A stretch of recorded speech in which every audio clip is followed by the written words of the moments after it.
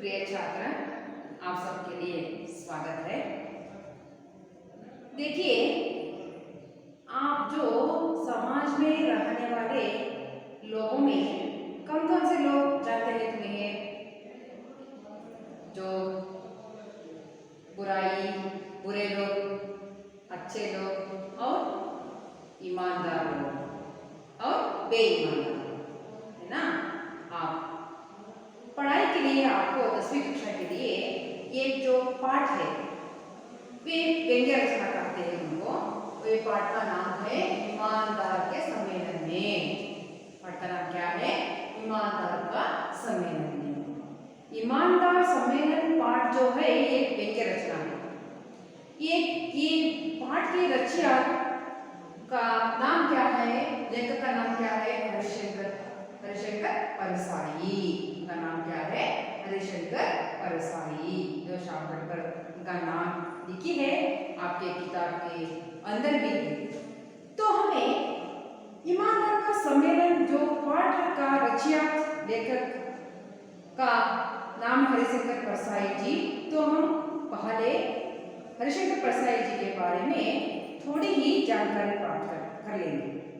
देखिए, आपके सामने सबके सामने जो किताब है ना, आप किताब उठाइए, ईमानदार का सम्मेलन पाठ को निकालिए। निकालने के बाद आप लेखक परिचय के भाग की ओर देखिए। आपको सब मिल गया ना? लेखक परिचय। लेखक परिचय में इस पहले भी बताया गया है इस पाठ के लेखक का नाम हरिशंकर परसाई जी। जो कलम को लेखक की तलवार मानने वाले श्री हरिशंकर परसाई हिंदी साहित्य जगत की एक बेजोड़ निधि है। इनका परसाई जी हिंदी साहित्य के जगत की एक बेजोड़ निधि है। इनका जन्म मध्य प्रदेश के जमनी गांव में 22 अगस्त 1926 को हुआ था। इनकी कुछ प्रमुख रचनाएं हैं: हंसते हैं रोते हैं, भूत के पांव पीछे हैं, समाचार का तिवारी, वैष्णव का फिसलाना आदि इनके रचना है। हिंदी के व्यंग्य साहित्य के विकास में इनका योगदान जो है अद्वितीय है। हिंदी साहित्य में परसाई जी का जो योगदान है क्या है? अद्वितीय है। तो हमें कलम को लेखक की तलवार मानने वाले कौन है? हरिशंकर परसाई जी। एक तलवार जो लिखते हैं वे कलम कहते हैं, जो कन्नड़ में पेन सो कहते हैं। इसका जो है कलम को लेखक की तलवार है ना। आप भी मान लीजिए, है ना, जो हमारे हाथ में हम जो पढ़े लिखे जो लोग हैं, हमारे हाथ में जो एक कलम है तो हम कुछ भी देख सकते हैं, हम कुछ भी जान सकते हैं, हम किसी की समस्या को दूर कर सकते हैं, है ना। तलवार है आपके आने वाली जो अपने आने वाले को सामना करके, अपने समस्या को सामना करके हमें क्या करते हैं, उससे जो दूर हो जाते हैं। इसलिए कलम को लेखक की तलवार है, लेखक की तलवार कलम है। लेखक के मस्तिष्क में जो सब कुछ विचार जो भरा हुआ है वे सब जो उन्हें बातचीत के बारे में जो बता नहीं सकते, इसलिए कलम से वे लिखे तो वे ग्रंथ बन जाता है, अनेक किताब बन जाते हैं। और दूसरों को जो हमें जो किसी भी जो फोटो निकालते हैं और बातचीत करते हैं, जो व्यक्ति चले जाए तो उनके साथ ही में चला जाता है।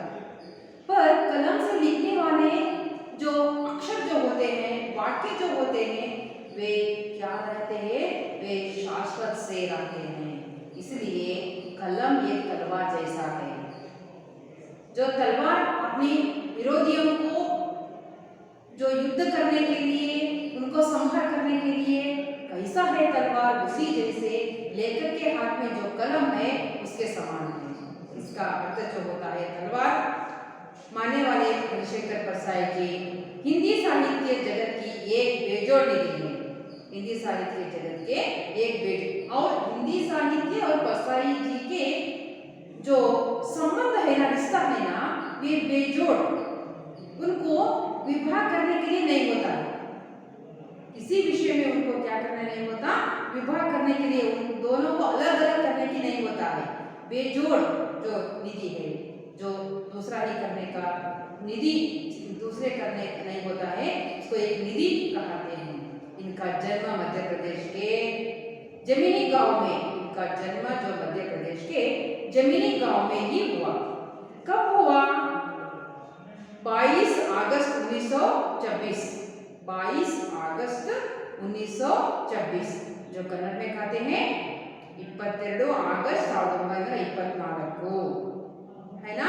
इसी तरह देखिए उनका जन्म इस तरह की जमीनी गांव में ही हुआ। 22 अगस्त 1926 को उनका जन्म हुआ। इनकी प्रमुख रचनाएं जो अपने समाज के लिए, अपनी पढ़ाई के लिए, साहित्य के लिए, साहित्य जो के लिए वे बहुत सारे जो रचनाएं किए हैं, उनमें से हंसते हैं रोते हैं, उनमें से एक पहला कौन सा है? हंसते हैं रोते हैं। और भूत के पांव पीछे, भूत के पांव पीछे, सदाचार का तिविजा, सदाचार का तविजा, वैष्णव का फिसलाना, वैष्णव का फिसलाना, ये सभी उनके प्रमुख रचनाएं हैं। ये रचनाओं में भी अनेक अंश भरा हुआ है समाज के लिए, और पढ़ा जो बच्चों को समझने के लिए, या अच्छे अच्छे विषयों को अपने जीवन में लागू करने के लिए, और सब विषयों में ये रचनाओं में भरा हुआ है छात्र।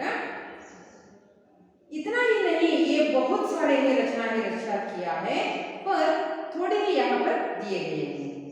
हिंदी के व्यंग्य साहित्य के विकास, जो हिंदी में व्यंग्य साहित्य के विकास करने वाले और विकास के लिए ये अपना जो जीवन को त्याग किया है और समाज के लिए योगदान दिया है, कौन? हरिशंकर परसाई जी। इसलिए कहते हैं हिंदी के व्यंग्य साहित्य के विकास में इनका योगदान अद्वितीय है। जो इतना ही 150,000 इतना ही नहीं, अद्वितीय है। उनके कहने के लिए नहीं होता है, इतना ही हो जाता है। आप भी जो क्या करना है, आप सभी होशियार है। अब एक ना एक विषय में होशियार है, आप भी लिख सकते हैं रचनाओं को, आपकी रचना कर सकते हैं, और समाज के लिए अच्छे कार्य किए तो हमारी जो जीवनी है, हम रचना किया है, वे अपनी अगली जो पीढ़ियाँ वो पढ़ती है, समझती है, हम भी समाज में ऊंचे स्तर के व्यक्ति होते हैं। इसलिए क्या करना है, हमें अच्छी तरह से पढ़ना है, समझना है। आपकी अंतर्गत रहने वाली क्रियाओं को हमें अपनी क्रिया कर दिखाकर हमें समाज के लिए योगदान देना चाहिए। हरिशंकर परसाई जी के बारे में आप सब समझ चुके हैं छात्र। अब पाठ के ओर में चलते हैं। मैं पहला पाठ को पढ़ती हूँ, बाद में उसका अर्थ बता जाती हूँ, आप ध्यानपूर्वक सुनिए। ईमानदार के सम्मेलन में इस पाठ से आप क्या मिलता है? सामाजिक असंगति की ओर संकेत किया गया है। इस पाठ को समाज में रहने वाले असंगति के संकेत के बारे में किया गया है। इनमें हास्य और व्यंग्य का सुंदर वर्णन है। इस पाठ में हास्य और व्यंग्य कैसा रहता है, इसका सुंदर वर्णन आप जान सकते हैं। इस रचना के माध्यम से परसाई जी ने ईमानदार कहने वाले लोगों की बेईमानी का प्रदर्शन किया है। जो ईमानदार कहने पर भी अपनी बेईमानी कैसे दिखाते हैं, बेईमानी तो सम्मेलन में कैसे दिखाते हैं लोग, जो ईमानदार करके जो सम्मेलन में आए हैं, जो उनमें ईमानदारी गुण कहाँ गई है, वे कहाँ चली गई है, वो बेईमान जैसे कैसे जो वर्तनी किए हैं उस पर, ये सब विषयों का आप समझते हैं इस पाठ से। कैसे कैसे कैसे हो जाती है, क्या क्या जो आने वाले सम्मेलन में भाग लेने वाले प्रतिनिधियों ने क्या क्या करते हैं, लोग कैसे उनके साथ व्यवहार करते हैं, ये सब विषय के बारे में इस पाठ में तुम जानते हो छात्र। देखिए मैं पाठ करती हूँ, आप ध्यानपूर्वक अपने पाठ की ओर पूरा ही ध्यान लगाइए, देख लीजिए। पहले मैं पढ़ती हूँ, सुनने के साथ पाठ देख लीजिए, बाद में इसका अर्थ बताती जाती हूँ। मैंने कतई ऐसा कुछ नहीं किया जिसके ईमानदार माना जाओ, ना जाने उन्हें कैसे यह भ्रम हो गया कि मैं ईमानदार। मुझे पत्र मिला, हम लोग इस शहर में एक ईमानदार सम्मेलन कर रहे हैं। आप देश के प्रसिद्ध ईमानदार हैं।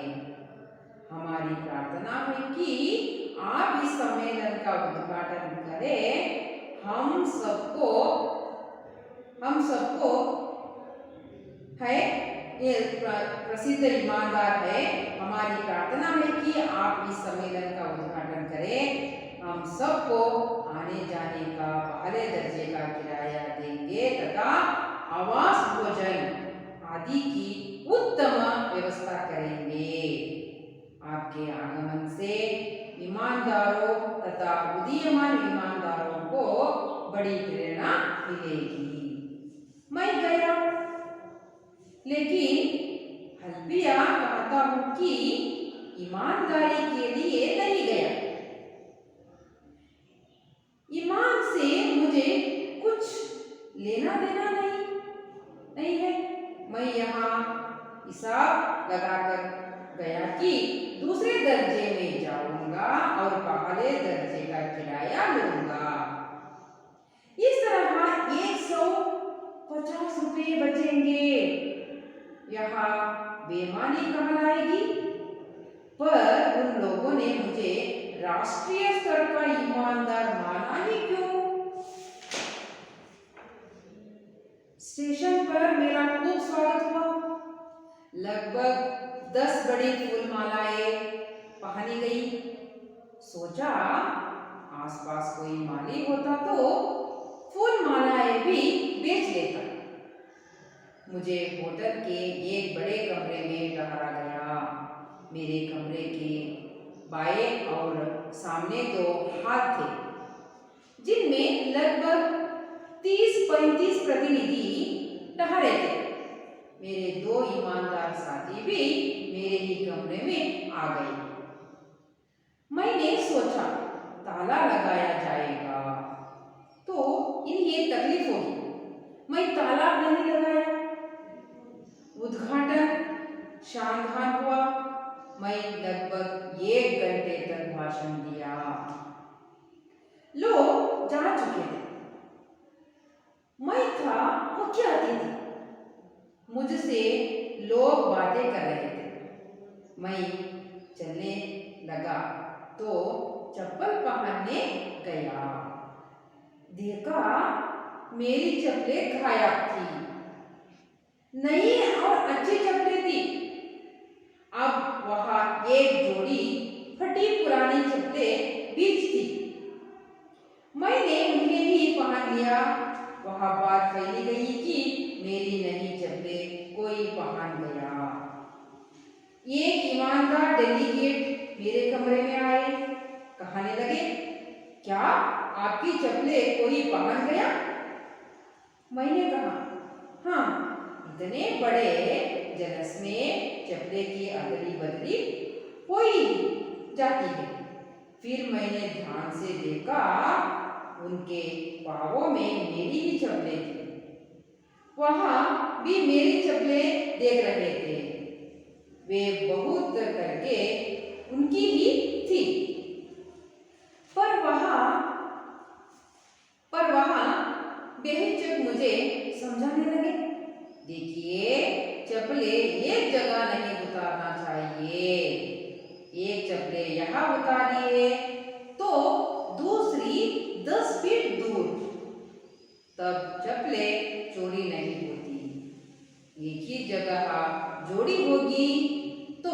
कोई भी पहन लेगा।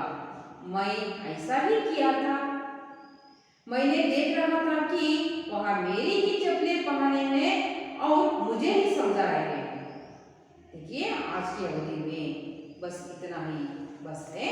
अब इसका अर्थ हम जानते ही चलेंगे छात्र। देखिए लेखक कह रहे हैं, ये बात सब बात कौन कह रहे हैं? परसाई जी ने कह रहे हैं। परसाई जी जो क्या कह रहे हैं देखिए, मैंने कतई ऐसा कुछ नहीं किया। मैं कतई कभी भी मैंने जो ऐसा ईमानदार का कार्य, मैं ईमानदार कार्य करना है। मुझे लोग जो ईमानदार कहकर मानने की जो प्रवृत्तियां मुझे मेरे मन में कभी भी नहीं आती, मैं कभी नहीं समझा था। इस तरह का कार्य ऐसे ही कुछ नहीं किया था, मैं ऐसा कार्य कुछ नहीं किया था जिससे ईमानदार माना जाओ। मुझे ईमानदार मान लेना है ये सब लोग, ये कार्य करो तो ऐसे ही उनके मन में या मस्तिष्क में ऐसा गुण या प्रश्न उनके मन में कभी नहीं था, उन्हें मालूम ही नहीं था। ईमानदार जो कार्य किया है, काम किया है, उन्हीं वे ईमानदार कार्य है, वे ईमानदार कार्य है, ये दोनों में उन्हें जो फर्क नहीं मिलती। आप जो कैसा आपको कैसा वो ऐसा ही काम करता करता जा रहे थे, लिखते जा रहे थे, जो सम्मेलन में भाग लेते थे, ये सब कार्य करते थे परसाई जी ने। इसलिए कह रहे हो, मैं कतई ऐसा कुछ नहीं किया जिससे ईमानदार मान जाओ। मुझे ईमानदार मानने की कार्य नहीं किया था। ना जाने उन्हें कैसा यह भ्रम हो गया कि मैं ईमानदार हूँ। उनको क्या भ्रम हो गया? भ्रम जो उनके कौन कहे थे, उन क्यों मालूम हो गया मैं ईमानदार कार्य कर रहा हूँ, मैं एक ईमानदार जो लेखक हूँ, ईमानदार व्यक्ति हूँ मैं, उनको क्यों मालूम हो गया? मुझे मालूम नहीं है। उनका कौन उनको उनका भ्रम क्या था मुझे मालूम नहीं है। इस तरह कर रहे हैं ईमानदार। मुझे पत्र मिला मेरे घर के जो पता में मेरे एक पत्र ने मुझे मिला। उस पत्र में क्या था देखिए, हम लोग इस शहर में एक ईमानदार सम्मेलन कर रहे हैं। जो ये वाक्य, ये शब्द जो है, जो पत्र भेजे हैं, ईमानदार सम्मेलन जो कर रहे हैं, वो कार्यकर्ताओं ने जो पत्र भेजे हैं, वो पत्र में ऐसा ही था, हम लोग हैं क्या करें इस शहर में, ये ईमानदार सम्मेलन कर रहे हैं। एक ईमानदार सम्मेलन, ईमानदार का अर्थ जो होता है छात्र, ऐसा होता है ईमानदार, कन्नड़ में कहते हैं प्रामाणिकते, इस तरह का क्या अर्थ होता है। सम्मेलन कर रहे हैं। आप देश के प्रसिद्ध ईमानदार हैं। आप जो है हमारे देश के क्या है, प्रसिद्ध ईमानदार है तुम। हमारी प्रार्थना है कि हम तुमसे प्रार्थना करते हैं, कि क्या प्रार्थना करते हैं कि आप इस सम्मेलन का उद्घाटन करें। आप इस सम्मेलन को क्या करें, उद्घाटन करें। आप इस सम्मेलन को उद्घाटन करना चाहिए। आप ही आकर इस सम्मेलन को उद्घाटन करना चाहिए, उद्घाटन करें। हम आपको जो पत्र में जो लिखे हैं वो कह रहे हैं, हम आपको आने जाने का पहाड़ी दर्जे का किराया देंगे। हम आप जो तुम हमारे सम्मेलन में भाग लेने के लिए आप आते हैं अपने घर से और जाते हैं, इसका किराया का अर्थ होता है खर्च। जो उसका क्या होता है, आप आने जाने का जो खर्च होता है, और आप वाहन में जाते हैं, अपनी मोटर गाड़ी में जाते हैं, वो उसको, और रेल में जो में जाते हैं, ये सब का जो बस में जाते हैं, ये तुमको कैसा कर उनका किराया हम दे सकते हैं, ऐसा ही कहते हैं। पहले दर्जे का।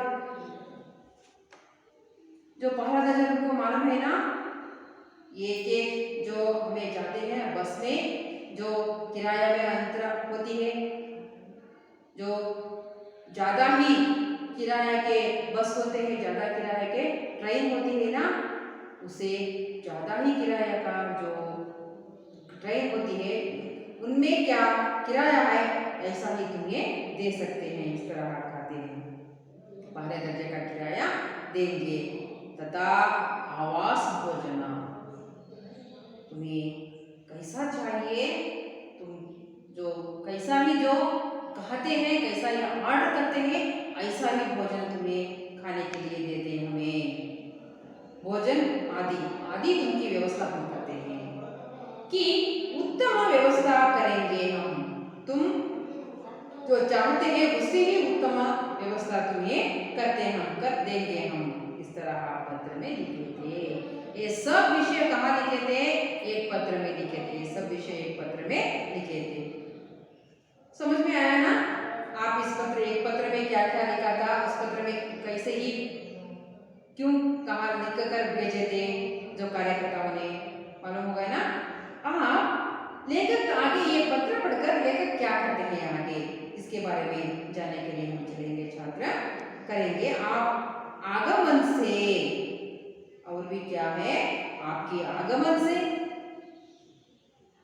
आप जो आते हैं तो ईमानदारों तथा उदीयमान ईमानदारों को बड़ी प्रेरणा मिलेगी। आप इस सम्मेलन में भाग लिए तो इस सम्मेलन में आने वाले कौन है?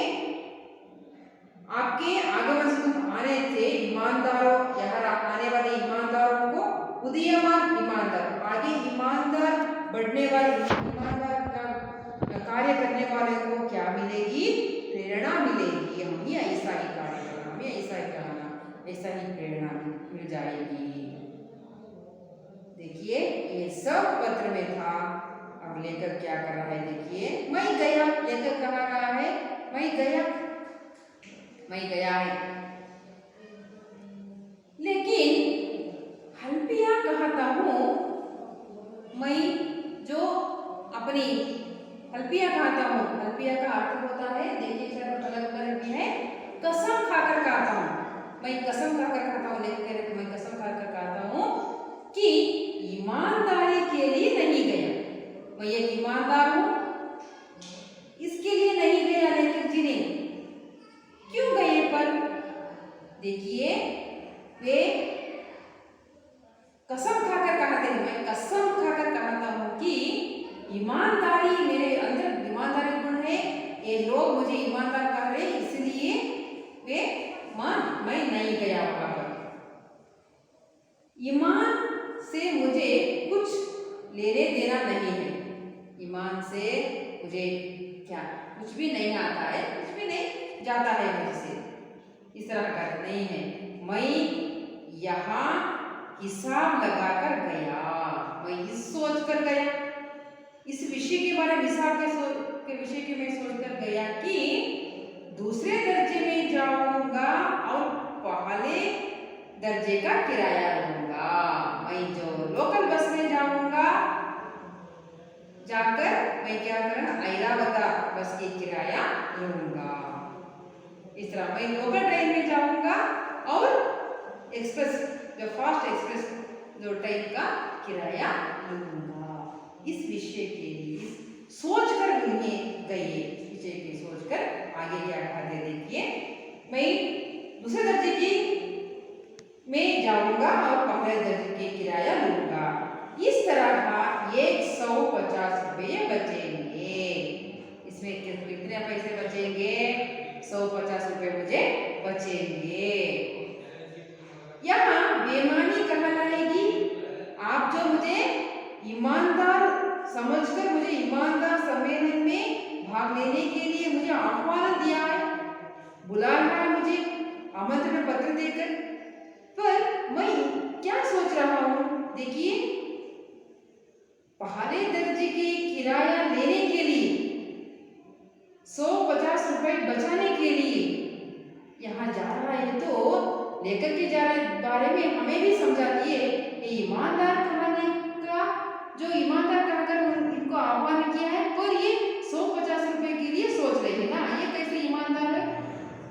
उसमें बेईमानी दिखाई दे रही है ना, उसमें क्या दिखाई दे रही? बेईमानी दिखाई दे रही है ना। आपके मन में भी इस प्रश्न जो उमड़ रहे हैं ना, हाँ ऐसा ही हो सकता है। ये पहले ही मैं बताया है, ये जो पाठ है क्या है? व्यंग्य रचना है। व्यंग्य कैसे रहता है, यही व्यंग्य कहते हैं। देखिए पहले दर्जे की इस तरह 100 रुपए बचेगा, यहाँ की बेईमानी कहलाएगी। ये तो बेईमानी कहलाएगी ना। पर उन लोगों ने मुझे राष्ट्रीय स्तर का ईमानदार माना ही क्यों? मेरे मन में बेईमानी गुण है, पर ये लोग ने मुझे राष्ट्रीय स्तर का, अपने जिला स्तर का नहीं, तालुक स्तर का नहीं, राष्ट्रीय स्तर का ईमानदार माना है क्यों? मुझमें ऐसा गुण तुम्हें इन्हें क्या जाना है? इस तरह आप ही आपको प्रश्न पूछ रहे हैं। देखिए आगे चलेंगे छात्रों में जो गए, लेखक जी ने उस ईमानदार सम्मेलन में गए। जाने पर लेखक जी को क्या होता है? देखिए स्टेशन पर मेरा खूब स्वागत हुआ। जो कहते हैं स्टेशन में, रेलवे स्टेशन में जाते हैं आप, जो राष्ट्रपति के ईमानदार आ रहे हैं, आपके जो गांवों में एक सम्मेलन करते, तो आपके गांव में सम्मेलन का अतिथि आते हैं, तो आप समझ में आ रहे हैं ना।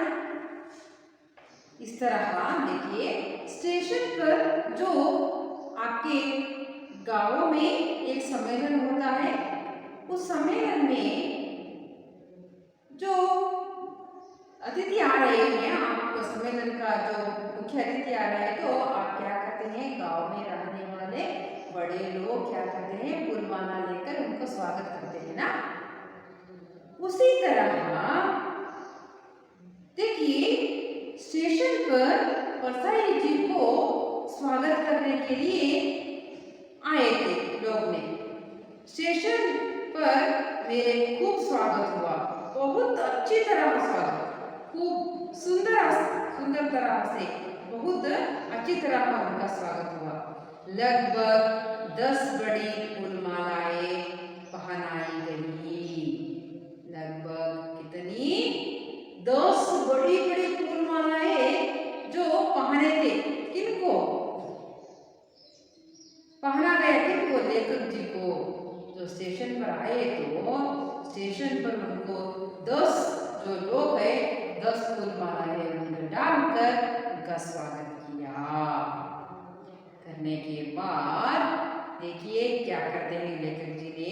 लगभग 10 बड़ी फूलमालाएं पहनाई लगी। सोचा, पर लेखक जी ने सोचा 10 फूलमालाएं, बड़ी 10 फूलमालाएं अपने हाथ में आने पर लेखक जी ने सोचता है, क्या सोचता है? देखिए आसपास कोई माली होता तो फूलमालाएं भी बेच देता। जो स्टेशन में वे जा रहे हैं, स्वागत कर रहे हैं, स्वागत करके उनके बुलाकर जा रहे हैं, लेखक जी ने कहता है मैं जाने का जो रास्ता है, पता है, उसके आसपास जो कोई फूल बेचने वाला फूल माली होता तो फूल मालाएं भी उन्हें बेच लेता था, बेच लेकर पैसे में मांग लेता था। ऐसा ही सोच रहे हैं। मुझे होटल के एक बड़े कमरे में ठहराया गया। लेखक जी कह रहे हैं, लेखक जी को ये बड़े होटल में उनको ठहराने के लिए, वहाँ रहने के लिए एक बड़ी होटल में, एक कमरे में, एक बड़ी होटल है, एक बहुत बड़ी कमरे हैं, उसमें ठहराने का को कहा। लेखक परसाई जी तुम्हारा ही कमरा है, आप यहीं पर रहिए, यहाँ पर ठहरना चाहिए। मेरे कमरे के बाएं और सामने 2 हाथ थे। लेखक जी के कमरे के बाएं और सामने, के बाएं और सामने 2 बड़े हाल जो मानो है ना, जो बड़ा ही जो होता है, जो समारंभ करने वाला का, और होटल में देखते हैं ना हाल जैसे होती है, अपनी विवाह मंडप में भी देखते हैं हाल जैसी दिखाई देती है ना, उस बड़े तो हाल थे जिनमें वे हाल में लगभग 30-35 प्रतिनिधि ठहरे थे। 30 से 35 जो प्रतिनिधि वहां पर ठहरे थे, हाल में ही रहते थे। उन्हें कमरा नहीं, जो बड़ा हाल है वहां पर ही उन्हें ठहरने को किया था। मेरे 2 ईमानदार साथी भी मेरे ही कमरे में आ गई। बड़ा कमरा है, जो 3-4 काट होती है, इसलिए होटल में देखते तो बड़ा कमरा में 3-4 जो काट होती है, इस कमरे में इनके साथ क्या हो गया, उनके साथ 2 ईमानदार जैसे ईमानदार साथी जो उनके कमरे में भी रह गए, आकर उनके कमरे में रह गए। मैं सोचा है मेरे कमरे का ताला लगा दूं। परसाई जी ने जो सोच रहा है, जो मेरे कमरे का दरवाजा बंद करके वहीं ताला लगा दूं, ऐसा ही सोचा मैंने। सोचा ताला लगाया जाएगा तो इन्हें तकलीफ होगी। जो परसाई जी ने ताला लगाकर ताला लेकर चले गए, तो जो उनमें जो उनके साथ रहने वाले साथी 2 है, उनको क्या हो जाएगी, तकलीफ हो जाएगी, तो उनको कष्ट हो जाएगा। वे किसी वस्तु को ले जाने के लिए, अपने कमरे में आने के लिए, अपनी जगह पर जाने के लिए से कष्ट हो जाता है। इस तरह समझकर लेखक जी ने अपने कमरे को ताला ना लगाया,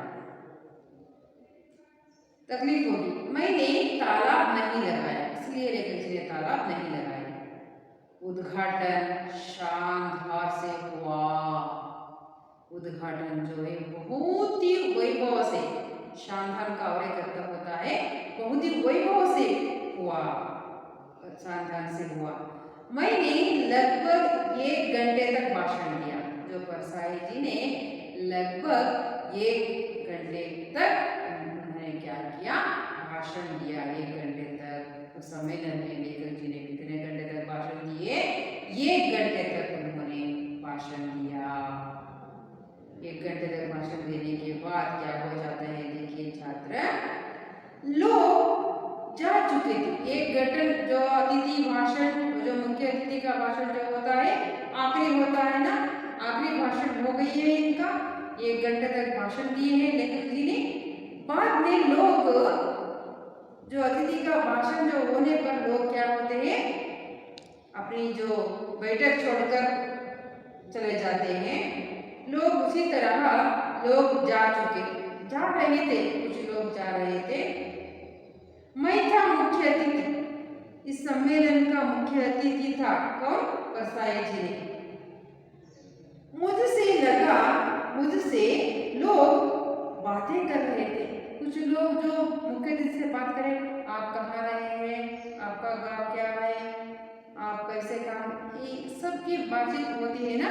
इसी तरह लोग कुछ बात कर रहे थे, अपने परिचय कर रहे थे, आपसी जो एक और एक बात ही कर रहे थे, ऐसा ही कर रहे थे।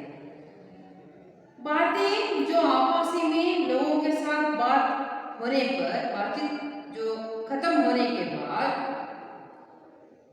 लेखक जी चलने लगे। तो चप्पलें पहनने गए, या अपनी चप्पलें जो उतारे थे ना, वहां जगह पर अपने चप्पलें पहनने के लिए लेखक जी गए, चप्पलें पहनने के लिए गए। देखा मेरी चप्पलें गायब थी। लेखक जी कह रहे हैं मेरे चप्पलें गायब थी। लेखक जी के चप्पलें गायब हो गई थी। दूसरे जो उनको उठाने गए थे या पहनने गए थे,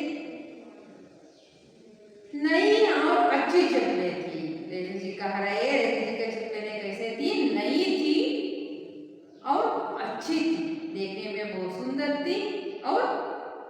नहीं थी। वे आने से पहले ही खरीद कर उन्हें पहनकर आए थे, इसलिए वे नई थी और बहुत अच्छी थी।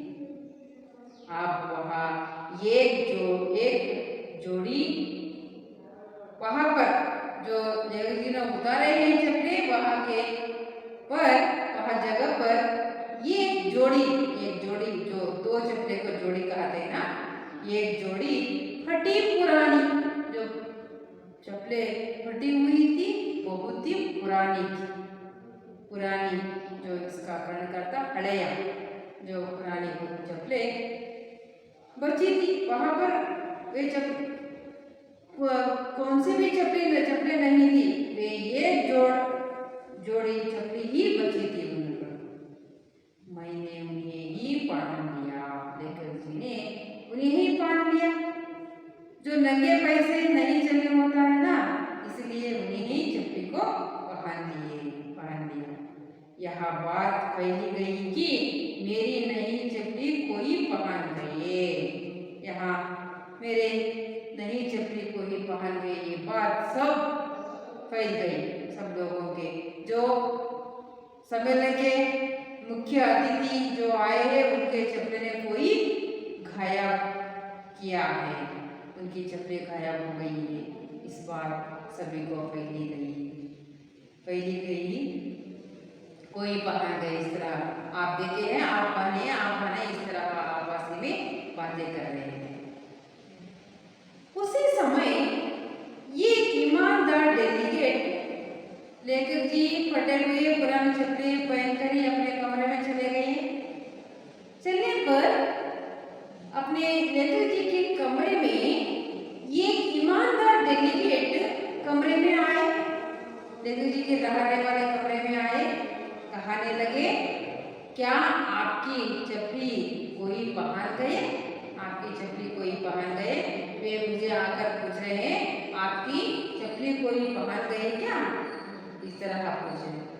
मैंने कहा, इसने कहा, हाँ, इतने बड़े जलस में चप्पले की अदल बदली हो ही जाती है। इतना बड़ा सम्मेलन है, बहुत सारे लोग आए हैं, हजारों लोग हैं, इसमें पहनने में अपनी चप्पली छोड़कर मेरी चप्पली पहनकर चले होंगे। इस तरह लेखक जी ने कहे। फिर मैंने ध्यान से देखा, फिर लेखक जी ने ध्यान से देखा तो उनके ही पांवों में मेरी चप्पली ही थी। जो डेलीगेट जो उन्हें बातचीत करने के लिए, उनके पूछने के लिए आए हैं ना, वो डेलीगेट के जो पैरों में पांवों में ही लेखक की चप्पली थी। लेखक की दिखाई दी चप्पली, वहां भी मेरी चप्पले देख रहे थे। वे डेलीगेट भी जो पहने हैं लेखक जी, उनके पैरों की ओर देख रहे थे। इससे समझा हुआ है लेखक जी को वे बहुत करके उनकी ही थी। वे देखने पर ही मालूम होता है बहुत करके उनकी ही थी, इसलिए वे ही देखिए मेरी पुरानी फटी हुई चप्पली पहने हैं, ये मेरी है। इस तरह उनकी भावना व्यक्त हो रहा था, इसलिए मेरी थी समझ गए लेखक जी ने।